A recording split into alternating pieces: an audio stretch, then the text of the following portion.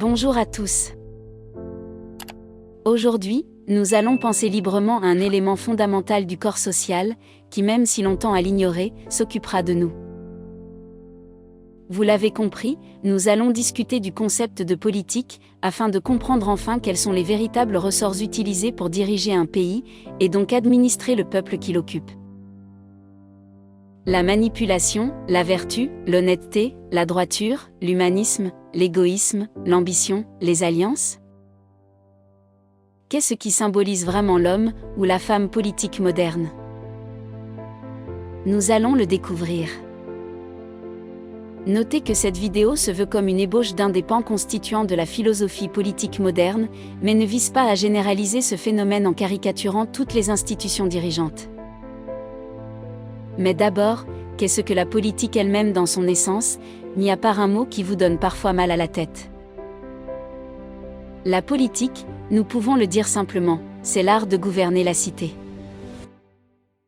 Et diriger la cité, c'est gouverner avant tout les hommes et les femmes qui la peuplent, permettant donc le bon fonctionnement de cette dernière. Un politique doit donc gouverner un certain nombre d'individus qu'on peut qualifier de masse humaine ou de foule. Il doit donc inculquer une idéologie à la masse majoritaire de la population, à la fois pour être légitime lorsqu'il est élu démocratiquement, mais aussi pour souffler habilement au peuple la conduite qu'il doit adopter, bien souvent au nom du bien de tous. Mais gouverner, c'est aussi dans un certain sens, l'art de conserver le pouvoir. Car sans cette prépotence consentie par le peuple à être administrée, alors il ne peut y avoir d'institution dirigeante, et cette dernière ne pourrait plus être légitime pour régenter une ville, une région ou un pays. Mais alors, qu'est-ce qui constitue la légitimité d'un gouvernement? Pourquoi la plupart des peuples confient une majeure part de leur vie à un tiers, à une institution ou à un État? En effet, la racine de la légitimité d'un gouvernement, c'est la protection qu'il offre face au chaos, face à la perdition, face à l'anarchie. C'est donc le chaos qui, à l'origine, permet à la plèbe et aux politiques de rentrer en synergie dans un rapport d'assujettissement, afin d'éviter un monde sans loi, c'est-à-dire dirigé par la loi du plus fort. Le vol, le meurtre, la torture, l'inégalité la plus totale, et la volonté violente des puissants, c'est ce qui fait peur au corps social, qui délaisse certaines de ses libertés afin d'éviter la mort violente. Donc, gouverner un peuple, c'est trouver l'équilibre entre son niveau d'acceptation des règles imposées, et sa peur du chaos. Car l'être humain sait bien, que sans forme de code de conduite imposé par des droits et des devoirs, alors ce dernier subira la loi naturelle correspondant à sa biologie animale, c'est-à-dire la loi de la sélection. Un gouvernement doit donc se maintenir au pouvoir de manière légitime afin d'éviter le chaos, en détenant à lui seul l'application de la violence. De nos jours, cette violence, cette répression légitime, s'applique en suivant un code connu de tous. Ce code forme un ensemble de droits et de devoirs qui oblige chaque citoyen. Ainsi, c'est la loi qui demeure le bourreau d'un régime. Et ce bourreau, cette main armée animée par l'État, le gouvernement et le politique, n'a pas d'obligation morale envers le citoyen. Comprenez bien cette idée, la loi peut être parfois morale, ou d'autres fois, ne pas l'être du tout. En réalité, peu importe. Cette loi dans nos sociétés modernes n'a pas de dimension spirituelle ou religieuse comme ce fut le cas par le passé. Cette loi, elle existe, elle s'applique, et elle s'exécute. C'est ce qui fait que lorsqu'une action est illégale, alors qu'elle réalise aux yeux de tous un acte de bien, c'est avant tout la condamnation de la loi qui fera office de cadre d'appréhension, plutôt qu'un cadre moral. Ainsi, il en est fini de l'honneur, de la décence, de la loyauté et du sacré. C'est la loi qui prime désormais. Donc, la nouvelle philosophie politique contemporaine s'oppose strictement aux anciennes philosophies, c'est-à-dire principalement aux courants de pensée de l'Antiquité et du Moyen Âge, où le bien et le mal moral et spirituel étaient des notions encore primordiales. On peut dire que la politique moderne, c'est avant tout le règne du réalisme, hérité des Lumières, de l'humanitarisme et des progrès scientifiques et sociologiques. Mais, ce postulat réaliste, qui a bien des avantages sur certains points, a aussi un côté sombre. Cette nouvelle philosophie donne une nouvelle vision aux politiques. Lui donne un angle d'approche inédit. C'est ainsi que l'homme, toujours plus nombreux, maintenant libéré du spirituel, va subir un nouveau cadre, qu'on peut appeler le cadre du politique réaliste. Ce cadre, c'est la loi, et sa vision froide et technocratique. Cette réévaluation des valeurs a une conséquence fondamentale sur l'analyse du politique, qu'on enseigne dans toutes les écoles élitistes formant nos représentants. En effet, à présent, quand il veut gouverner, le politique ne doit pas considérer les citoyens comme ce qu'il voudrait qu'ils soient, ou comme ce qu'une doctrine donnée au nom du bien spirituel voudrait les faire advenir. Mais, il doit à présent les considérer comme ce qu'ils sont dans leur réalité. Comme ce qu'ils sont individuellement et collectivement. C'est-à-dire, comme un groupe d'êtres humains, faillibles et biologiquement influençables, de par leur construction animale imparfaite. Ce nouveau postulat politique consiste à dire que les hommes sont mus par leur biologie archaïque, ainsi que par leur cerveau et leur psychologie, qui ont de moins en moins de secrets pour les sciences sociales, ce qui les rend vulnérables à la manipulation et à l'influence, dès lors qu'on connaît les ressorts de cette construction.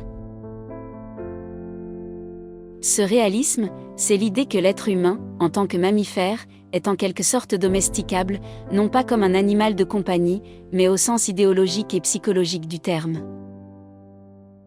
Il est malléable, à condition de lui donner l'impression d'aller dans son sens, d'aller dans la direction de sa volonté. À condition d'adopter la bonne méthode d'instruction idéologique et sociétale, dès son plus jeune âge. À condition de le prendre pour ce qu'il est réellement dans son fondement, et d'en connaître les faiblesses. Cette approche du réalisme politique, c'est accepter ce besoin humain de liberté, de sécurité, et de satisfaction pulsionnelle et émotionnelle, afin de l'utiliser à son avantage pour diriger un peuple. En effet, vous êtes en tant qu'homo sapiens, mus par votre ADN, et par vos instincts comportementaux, c'est-à-dire, par l'instinct de survie, le désir de reproduction, de possession, d'appartenance, ainsi que par la peur de l'autre, la peur de l'exil, la peur de l'isolement, et la peur de la finitude.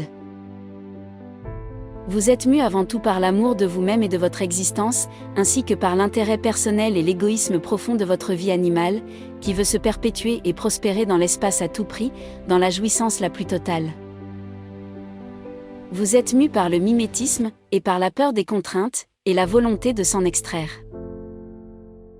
Ainsi, la politique moderne ne doit pas tenter d'imposer des dictats aux hommes, ou essayer de les rendre responsables, ce qui ne serait pas durable et bien trop complexe. Mais elle doit s'appuyer sur la consistance humaine, afin de gouverner l'homme avec un grand H. Voilà la réelle idée d'un gouvernement moderne, s'appuyer sur le fondement naturel de l'homme pour le gouverner. S'appuyer sur le fait que l'homme et la femme moyenne sont par nature incapables de s'extraire de leur mécanisme biologique, de leur affection aux instincts, aux passions, aux émotions, aux désirs et aux apparences. C'est cela que l'on apprend aux futurs politiques en devenir. Il vous faut bien comprendre cette idée qui est fondamentale, si vous voulez sortir de cette forme d'aliénation de la pensée collective. Donc, pour gouverner tout en restant légitime dans un système démocratique représentatif, vous l'avez compris, le politique doit donner au peuple l'impression de lui livrer ce qu'il veut, étant donné que ce dernier ne réagit qu'aux apparences et aux émotions, en dépit du factuel et du pragmatique. Le bon gouvernant, c'est un illusionniste. Le bon gouvernant, c'est celui qui maîtrise l'art des apparences, l'art du jeu d'acteur, l'art de mettre en place la pièce de théâtre sidérant son public dans son sens idéologique. Le bon président de la République, aux yeux de la plèbe, est l'acteur le plus doué, et non pas celui qui défend vraiment les intérêts du pays, et lui livre une réalité parfois dure et impitoyable. Alors ne rentrons pas dans le cliché, certains de vos compatriotes comprennent ce jeu démocratique, entrevoient les ficelles de cette manipulation qui ne fonctionne pas toujours. D'ailleurs, certaines des ficelles enserrant le cou du peuple ne sont pas de la volonté d'un seul individu, mais parfois le résultat de plusieurs dizaines d'années de volonté politique visant à infantiliser la population. Dès lors, qu'est-ce qui compte le plus pour un gouvernement au sein d'une population? Qu'est-ce qui lui permet d'imposer sa vision?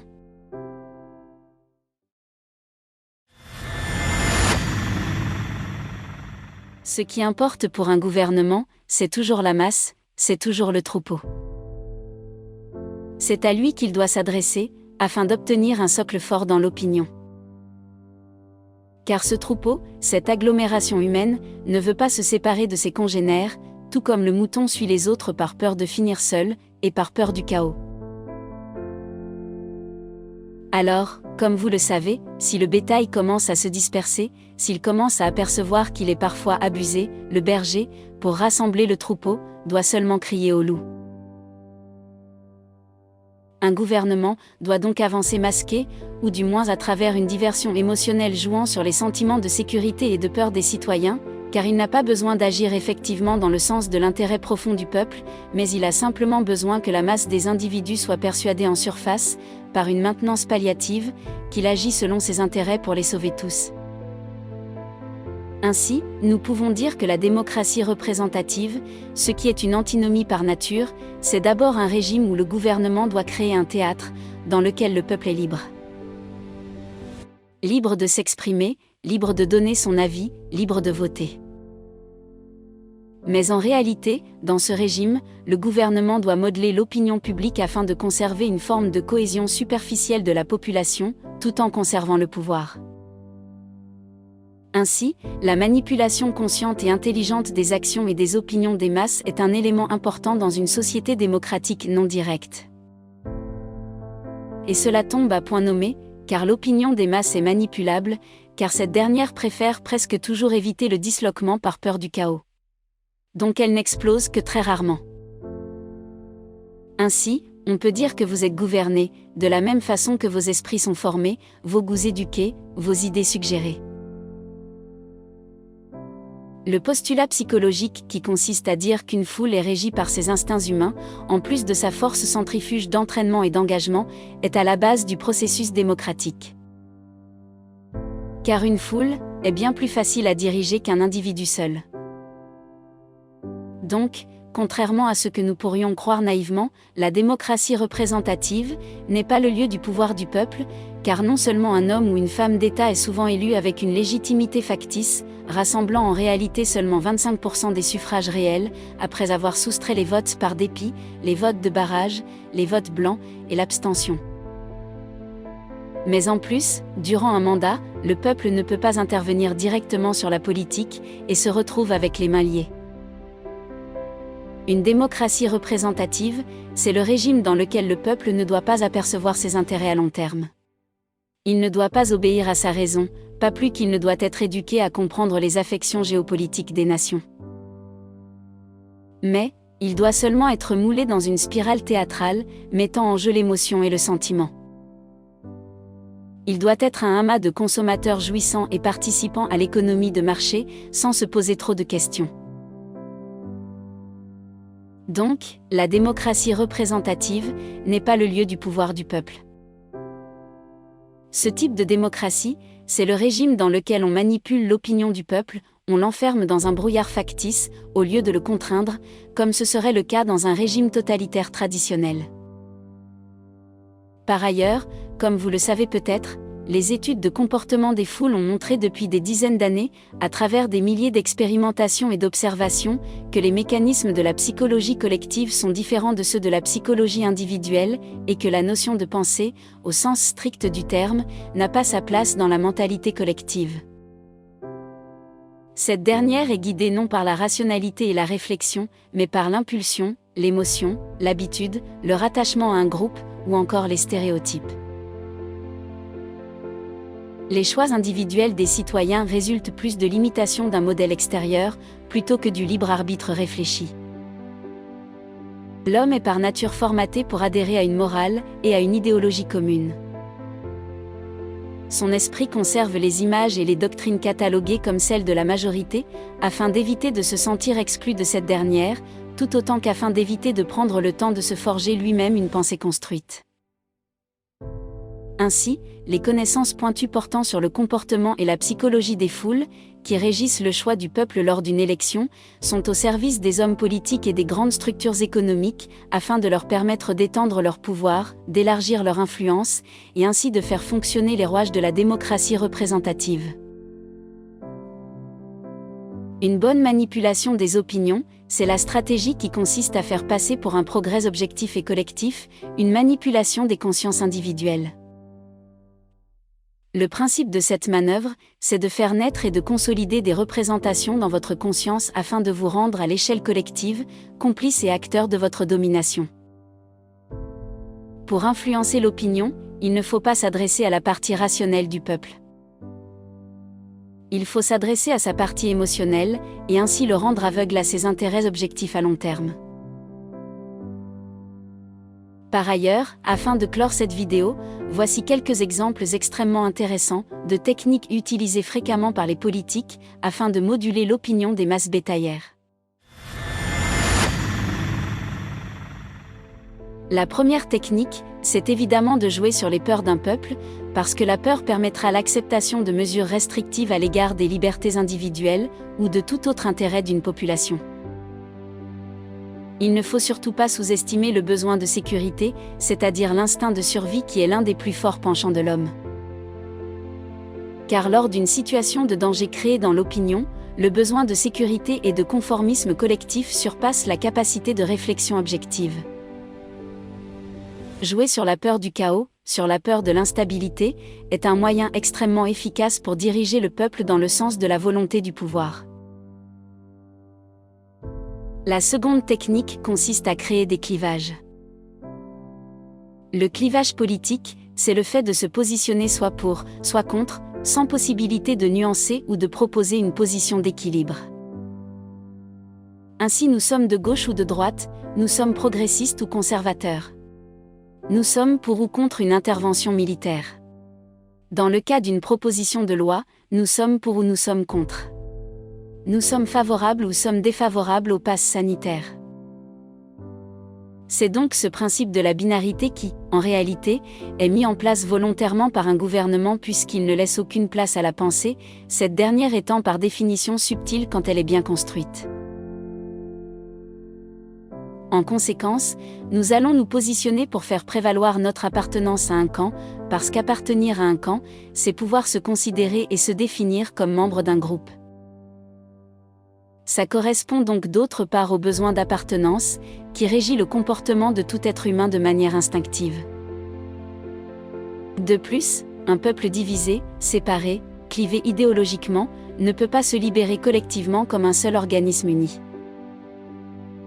Il est donc condamné à la division permanente, ce qui légitime encore plus le pouvoir en place qui se promeut comme le ciment qui réunira les pensées, alors que c'est lui qui les a opposées volontairement. Diviser pour mieux régner est la devise du politique. La troisième technique consiste à exposer un sujet en termes d'affrontement des valeurs, plutôt qu'en termes de réflexion objective. C'est une technique qui est utilisée très souvent, car elle permet d'impliquer tout un peuple dans un processus de domination par les émotions, par le désir, par la pulsion. Et pour mettre cela en exergue, nous allons prendre un exemple simple, justement pour démontrer à quel point nous sommes parfois soumis au pouvoir de l'émotion, tout en abandonnant notre capacité d'examen rationnel, dès lors qu'on nous enjoint à nous positionner sous le prisme du sentiment. Cet exemple, c'est celui de la gestation pour autrui. C'est une pratique qui consiste à faire porter un enfant à une autre femme que la donneuse d'ovocytes. Il va donc y avoir dans cette situation une mère porteuse et une mère intentionnelle. Donc, la mère porteuse porte un enfant dans son ventre en échange d'une rémunération. Du point de vue de la pensée simpliste, de l'idéologie des valeurs du bien commun, il est possible de défendre la GPA au nom du progrès qui consiste à pallier à l'infertilité, c'est-à-dire au nom d'une émancipation vis-à-vis des contraintes naturelles. Mais à présent, si l'on envisage cette question sous l'angle économique, alors là, j'ai peur que ce soit la mise en place d'une marchandisation de la grossesse et de la naissance, c'est-à-dire la légalisation d'un commerce du corps et de la vie, avec des couples qui pourront payer des femmes en détresse économique pour porter leur enfant. Donc, si demain un gouvernement démocratique voulait faire passer une loi autorisant la GPA, sous quel angle croyez-vous qu'il présentera les choses ? Est-ce qu'il les présentera sous l'angle de la marchandisation, de l'émergence d'un nouveau pôle économique majeur, très rentable, ou plutôt, sous l'angle du droit à l'égalité et au bien commun ? Sous l'angle de la satisfaction du désir personnel et émotionnel à court terme. Dans ce cas, certains d'entre vous avanceront qu'il est impossible que cela arrive aussi facilement. Utiliser la carte idéologique de l'égalité des droits ne pourra pas légitimer une telle pratique, parce que cela entre en contradiction avec les valeurs d'impossibilité de commercialiser légalement le corps humain. Pourtant, je pense que tout esprit éveillé peut aisément envisager l'évolution que prendra cette politique d'ici quelques années, menée par des intérêts économiques et imbriquée dans les mentalités collectives par l'utilisation de procédés émotionnels. Enfin, d'autres exemples comme la guerre en Irak au nom des droits de l'homme, la guerre en Syrie, au nom de la démocratie, montrent la force de ce procédé de manipulation de l'opinion, alors que factuellement, l'on sait qu'une intervention militaire implique le contrôle des ressources et la gestion des infrastructures, par exemple celle des gazoducs. Là encore, l'émotion et l'illusion affective sont utilisées pour justifier un processus qui est purement économique et politique.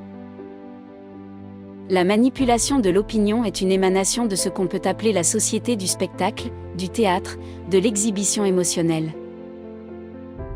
L'objectif n'est autre que de vous rendre consentant à ce que vous refuseriez catégoriquement si on vous annonçait clairement la couleur. L'objectif, c'est de vous rendre complice de ce qu'il vous serait impossible d'accepter si on ne vous le présentait pas sous un angle émotionnel.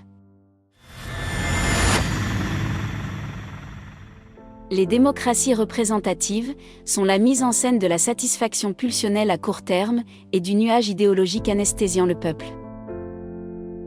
Ce que l'on montre, c'est ce qu'il y a un intérêt à montrer, comme il y a un intérêt à diffuser des images de villes ukrainiennes ravagées et une population précise en détresse. Comme il y a un intérêt à montrer un enfant mort en pleine crise diplomatique et militaire. Comme il y a un intérêt à montrer tout ce qui peut produire un choc dans la conscience. Tout ce qui peut émouvoir et avoir une influence sur les opinions, ou tout simplement détourner l'attention des vrais sujets économiques et civilisationnels, touchant réellement un peuple. Pour finir, n'oubliez pas que le mouton, durant toute sa vie, a une peur organique du loup.